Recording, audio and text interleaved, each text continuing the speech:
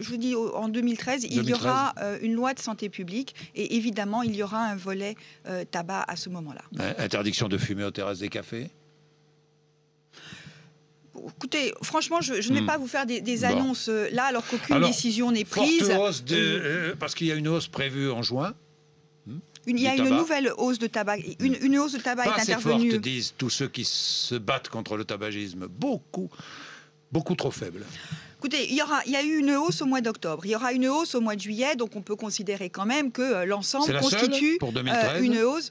Aujourd'hui, c'est la seule hausse qui est prévue. Une hausse en 2013, après une hausse en octobre, ça constitue quand même un élément tout à fait significatif pour les fumeurs. J'ai l'impression que vous n'êtes pas interpellé par le rapport de la Cour des comptes. Ah si, attendez, j'ai moi-même dit, il y a déjà plusieurs mois, que la lutte contre le tabac devait être une priorité, que le tabac tue, que le tabac est un fléau, en particulier en direction des jeunes, et qu'on ne peut pas parler de liberté. Alors les buralistes ont un métier qui ne consiste pas d'ailleurs uniquement à vendre du tabac. Il y a eu des plans montés par le précédent gouvernement ou les précédents gouvernements qui ont consisté à les accompagner. Je crois qu'il est normal que l'on réfléchisse à l'avenir et à l'évolution de cette profession, à la manière dont elle va s'adapter à la diminution de la consommation de tabac que je souhaite évidemment dans notre pays.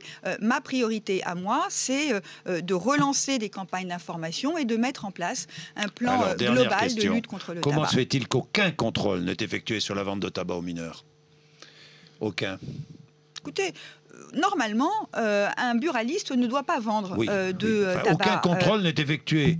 Un risque par siècle pour un buraliste d'être contrôlé par les douanes. Franchement, je n'en sais rien. C'est la Cour des comptes qui dit ça, c'est pas moi. Vous savez, surtout, la grande difficulté, c'est qu'un mineur, il a toujours des copains qui vont lui acheter du tabac ou qui ont l'air d'avoir 18 ans alors qu'ils en ont 16. Et donc, il y a là, au fond, une prise de conscience collective à avoir et faire en sorte que le tabac apparaisse comme un risque pour les jeunes au même titre que d'autres produits.